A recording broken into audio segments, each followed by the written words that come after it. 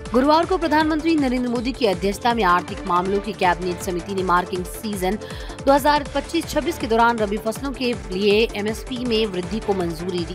केंद्रीय कृषि और किसान कल्याण मंत्री शिवराज सिंह चौहान ने गुरुवार को किसान और किसान संगठनों के साथ बैठक की। इस दौरान उन्होंने कहा है कि केंद्र सरकार महाराष्ट्र, कर्नाटक और मध्य प्रदेश में सोयाबीन की फसल को न्यूनतम समर्थन मूल्य पर खरीदेगी। साथ ही अन्य देशों में आयात होने वाले तेल पर आयात शुल्क बढ़ा दिया। केंद्रीय मंत्री ने कहा कि हम सोयाबीन की फसल भी खरीदेंगे। इसके लिए हमने कर्नाटक, महाराष्ट्र, मध्य प्रदेश को आश्वासन दिया। उन्होंने कहा कि जब हमारे यहाँ तिलहन की कीमतें गिर गईं, तो हमने दूसरे देश से आने वाले तेल पर आयात शुल्क बढ़ाने का फैसला किया। अब हम 27.5% आयात शुल्क वसूलेंगे। इससे सोयाबीन समेत तिलहनों की कीमतें बढ़ जाएंगी और फसल के दाम न्यूनतम समर्थन मूल्य तक पहुंचेंगे। शिवराज सिंह चौहान ने किसानों के प्रमुख मुद्दों और कृषि क्षेत्र की चुनौतियों पर भी बात की। उन्होंने कहा कि प्रधानमंत्री नरेंद्र मोदी ने संकल्प लिया है कि सभी किसानों से उनकी फसल उत्पादन लागत से कम 50% अधिक मूल्य पर खरीदी जाए। बुधवार को केंद्र सरकार ने रबी की फसलों के लिए न्यूनतम समर्थन मूल्य यानी एमएसपी में इजाफा किया। प्रधानमंत्री नरेंद्र मोदी की अध्यक्षता में आर्थिक मामलों की कैबिनेट समिति ने मार्केटिंग सीजन 2025-26 के दौरान रबी फसलों के लिए एमएसपी में वृद्धि को मंजूरी दी।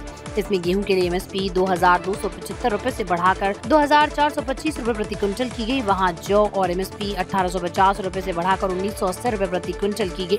चने पर एमएसपी 5440 रुपए से बढ़ाकर 5650 रुपए प्रति क्विंटल की गई।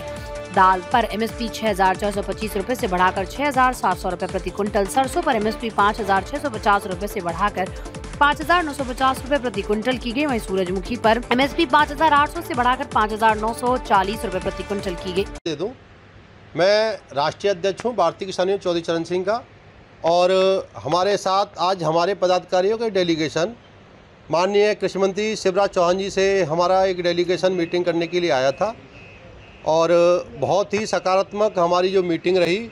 जो भी मांगे हमने 21 मांगे अपनी सरकार के सामने माननीय कृषि मंत्री जी के माध्यम से रखी थी, और उन्होंने पूर्ण आश्वासन दिया है, क्योंकि जो भी उन्होंने हमारी मांगे थी वो मानी, और उस पर बहुत अच्छा उन्होंने जो रिएक्शन था बहुत देखने लायक था।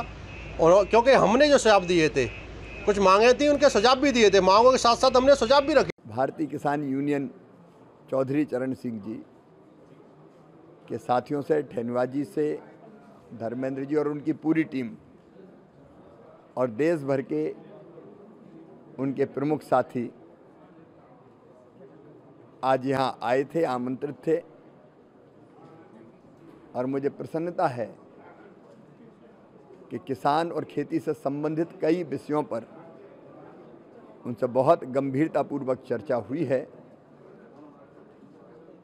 अब तक जो प्रयास किए, जैसे कल रबी की एमएसपी ही बढ़ी है,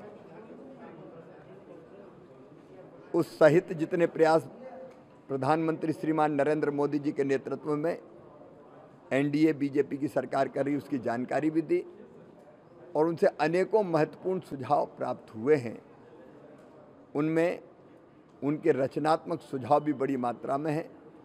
उन्होंने कहा कि एक मॉडल कृषि फॉर्म बनना चाहिए, जिसमें अगर 2 एकड़, 1.5 एकड़ या 2.5 एकड़ ज़मीन किसी किसान के पास है, तो वो कैसे खेती करे और उसको कैसे वो प्रॉफिट की खेती कर पाए। और उदाहरण वो साथ लेके आए थे संजीव जी को, कि जो 1 एकड़ में प्रॉफिट की खेती, फ़ायदे की खेती कर रहे हैं। उन्होंने पानी पहुंचाने को लेके, उर्वरकों के उपयोग से लेके